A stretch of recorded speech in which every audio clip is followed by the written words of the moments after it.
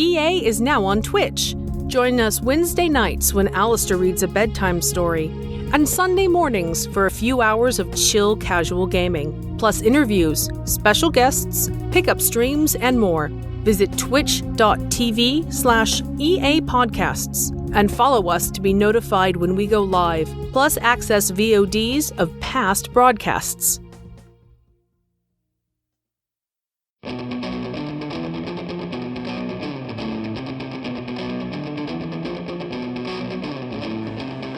Escape Pod, Episode 868, Any Other Customer, by Rachel Gutin.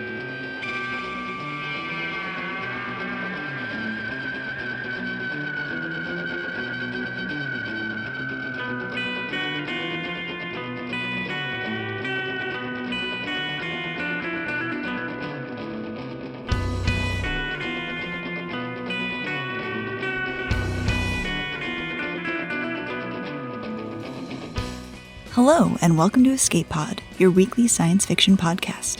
I'm Valerie Valdez, your host for this episode. Our story this week is Any Other Customer by Rachel Gutin. This is an Escape Pod original. Rachel Gutin is a writer and special education teacher. Her work has been published in Correo. She lives in Brooklyn, New York, and is a member of the organizing team for Brooklyn Speculative Fiction Writers. She shares her apartment with a satisfying assortment of books, a growing collection of craft supplies, and an impressive number of fountain pen ink samples. You can follow her on Twitter at Rachel_Gutin. Our narrator, Ellie Hirschman, is a self-described former aspiring voice actor who has worked with Darker Projects and Dream Realm Productions, and is also involved in Cool Fool Productions, turning bad audio scripts into intentionally bad comedy gold. He's currently still active in all EA podcasts, including Cast of Wonders, and also appearing semi-regularly in the No Sleep podcast. He doodles constantly, but doesn't draw enough, and moved from the Western Hemisphere to the Eastern Hemisphere against his will and better judgment, but has never been in the Southern Hemisphere. Ellie was born in New York City and raised just outside of it. He started down the voiceover path in 2004 with formal voiceover and marketing training by Creative Voice Development Group. His professional voice work ranges from children's educational material to real estate advice website audio, with a scientific article and a guided tour of a Polish salt mine thrown in for good measure.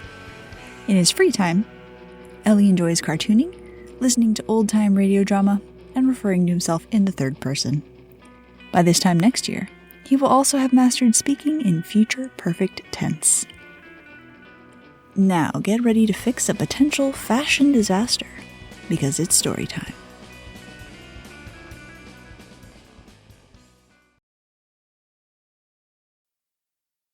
Any Other Customer by Rachel Gutin. Lewis was poking at his tablet, trying yet again to open the training module from Station Commerce, when the sensor above his shop door chimed. "Not now," he snapped, without looking up. But I... Blast it.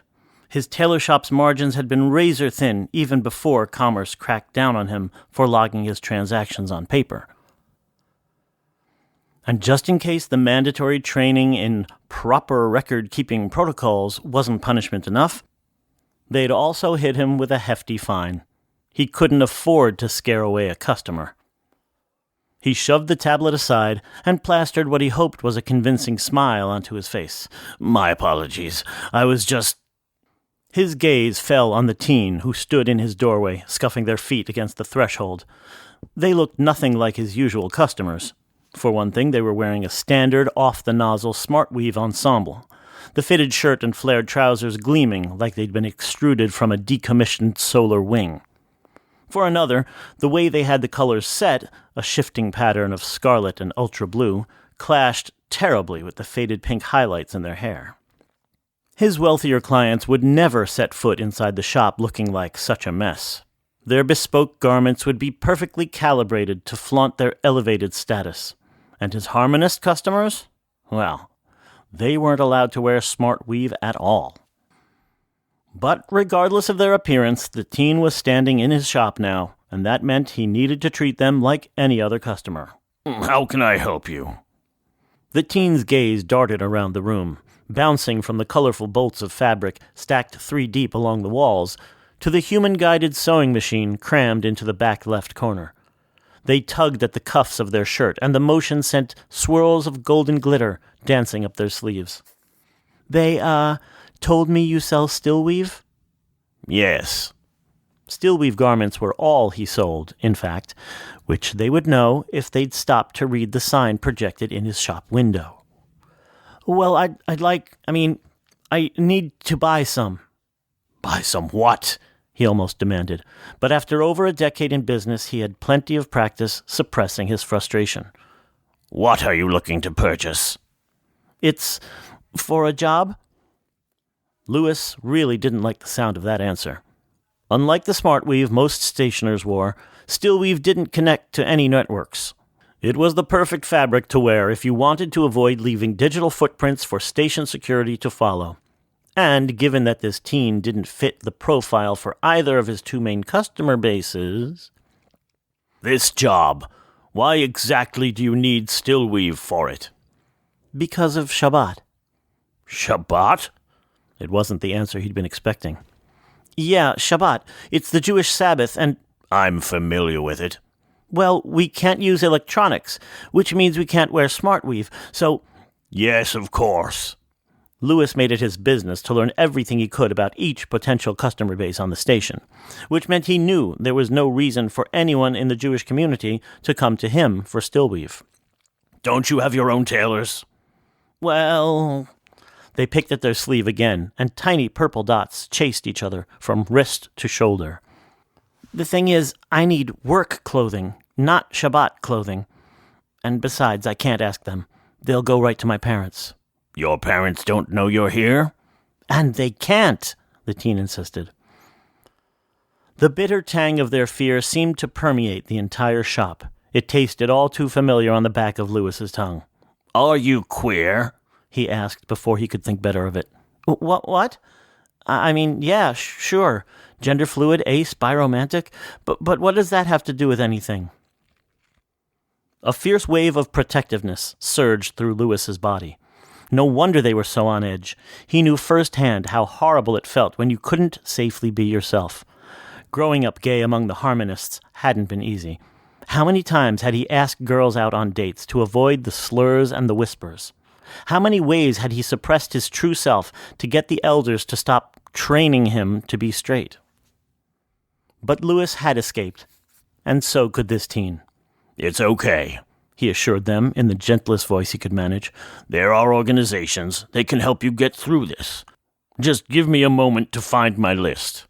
But the teen recoiled as if he'd blown a lint cloud at their face. What the void are you going on about? It isn't like that. My community doesn't even care. No, they never care, do they? That was half the problem. Lewis pulled open his file drawer and started leafing through the tightly packed row of hanging folders. Of course they don't.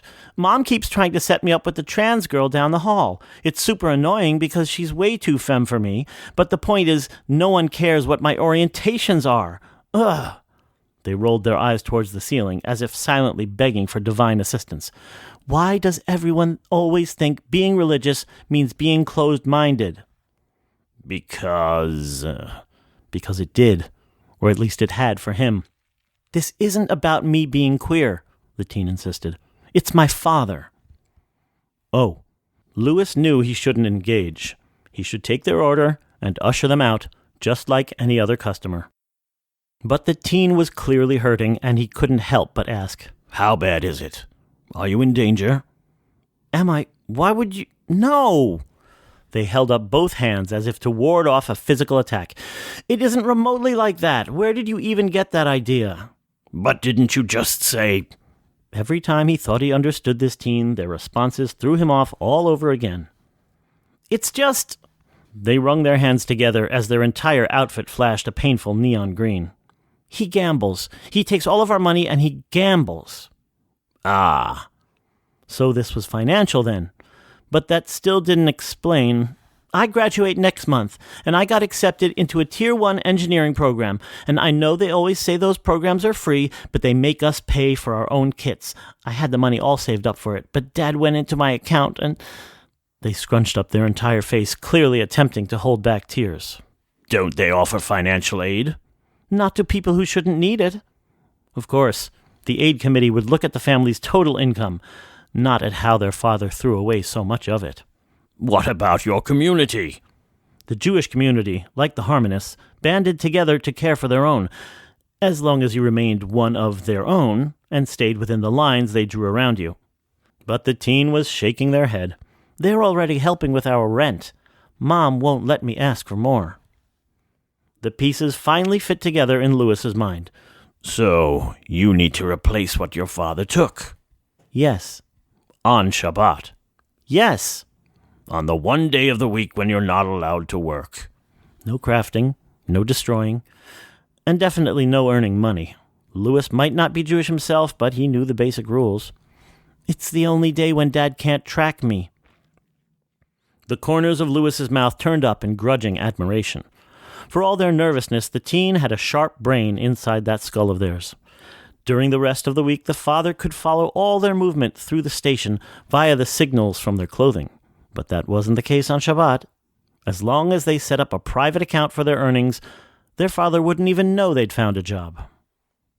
You'll need to do a pre-auth on a payment plan for the clothes, Louis said. Sure. What's the cost? That was a far easier question to deal with than all the others that had crowded into Louis's head. Why were they so willing to violate their Sabbath? And was it really true that no one in their community cared if they were queer? But those questions had no place in a business transaction. The cost depends on what you need. Oh, right. I have specs for you. Hold on. I'll port them over. With a swipe of a finger, they pulled up an interface on their left sleeve.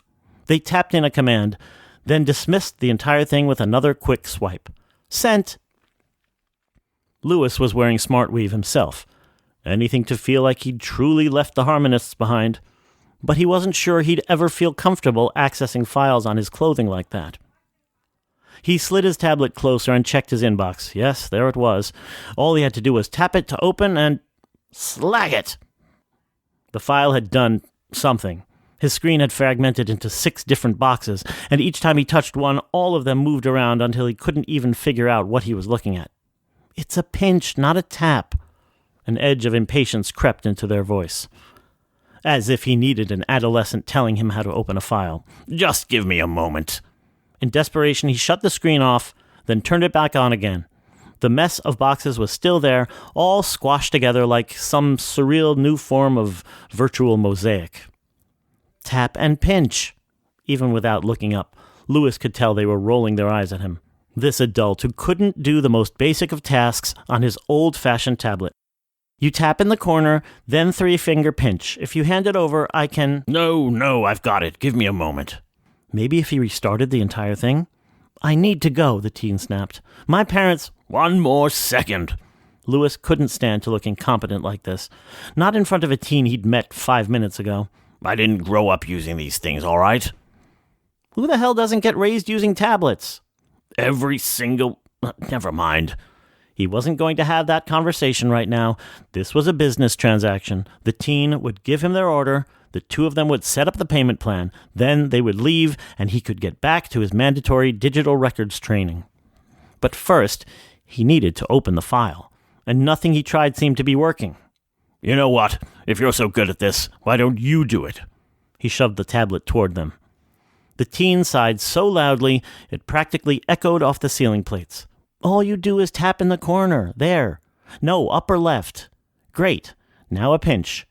No, 3 fingers. Yes, you got it. Just like that, the screen shifted back to its prior configuration. And now it's a reverse pinch to access the file. Like this. They gestured in the air, and Louis tried to copy the motion. He got it on the second try, and the file finally sprang open. He leaned over to take a closer look at what they'd sent, and immediately recoiled. No, definitely not. Excuse me? Paying customer, he tried to tell himself. He needed the business, and he could practically sew their order in his sleep. But he couldn't do it. The order was for harmonist work coveralls. I won't sew these for you. Choose something else. What do you mean you won't sew it? They sent me here specifically. Yes, Lewis was sure they had.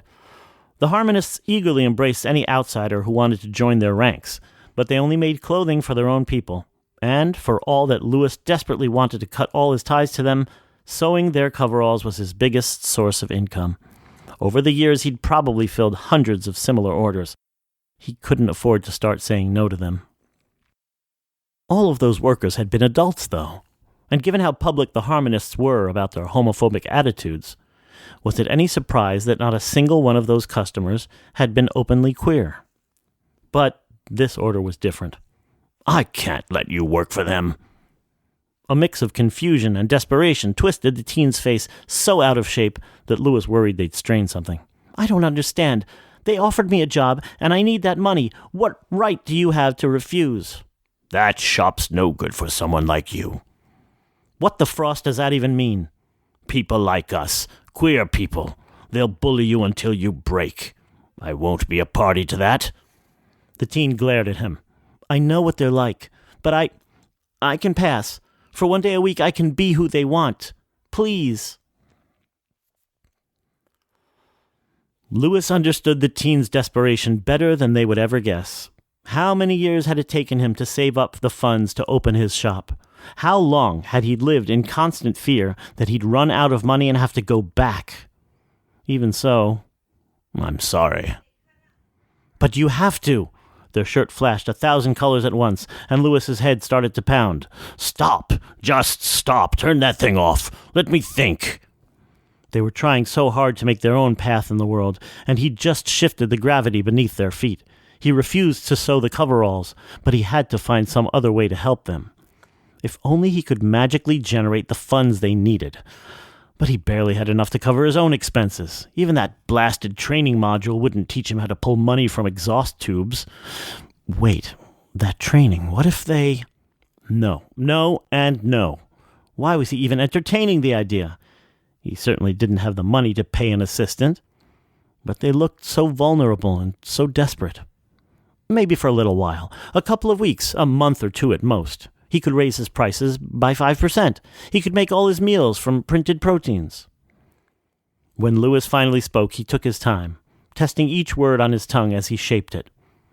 It occurs to me that I might benefit from hiring a part-time assistant.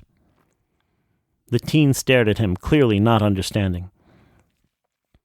I wouldn't mind having someone around to tidy up, he continued. Track the stock. And maybe... Why was it so hard to get the next few words out? Maybe manage the tech side for me. Maybe train me on how to manage the tech side. Say, 4 hours a week on Saturday mornings. They blinked and then stammered, I can't. I mean, the tech and Shabbat. As if the job in the workshop would have been any less of a Sabbath violation. Lewis considered for a moment. I'm not asking you to interact with the tech directly. I'm asking you to teach me how to do it. You know, that thing you did with your fingers in the air just now? I'll pay you to do exactly that. He didn't give them time to respond before he started laying out the terms. 20 credits an hour, every Saturday for the next 3 weeks. Let's call it a trial period. It goes well, and I'll keep you on long term. Be here at 9:30. Make sure to dress nicely. The sort of clothing you'd wear to synagogue, yes? For someone with a brain as sharp as theirs, it took the teen a surprisingly long time to answer with a nod. So I'll see you Saturday, then? Lewis asked. Yeah, sure. It was only as they turned to go that Lewis finally dared ask, Your community, they really know you're queer? The teen glanced back over their shoulder. Of course they do. And you're sure it doesn't bother them? I mean, there's always some bigot somewhere, but mostly, yeah, they're flush about it. Lewis still wasn't sure he believed it, but oh, how he wanted to. When you're here on Saturday, do you think you could tell me more? About your community, I mean? The teen shrugged like it was no big deal at all. "Sure, I guess. See you then?" They ran out the door before he could respond, their shirt lit up with sparkling pink confetti. It was only after they'd disappeared around the corner that he realized he hadn't even asked their name. But they'd have plenty of time to get to know each other on Saturday. And meanwhile, he had a training to complete. He tried the reverse pinch the teen had just taught him, and the module sprang right open.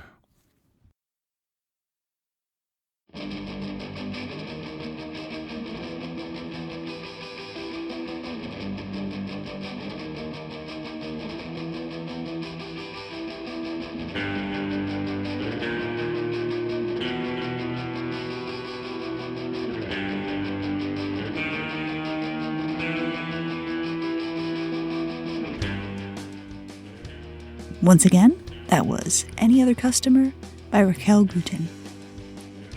I enjoyed how these characters overlapped and clashed, their disparate backgrounds and communities impacting how each of them experienced their queer self-discoveries.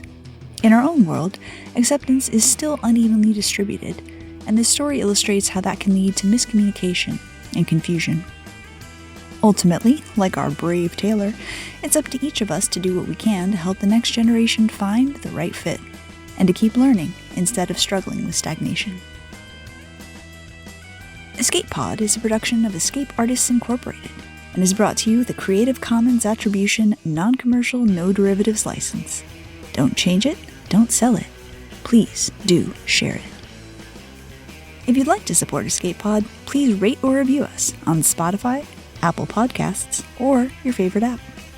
We are 100% audience supported, and we count on your donations to keep the lights on and the servers humming. You can now donate via 4 different platforms.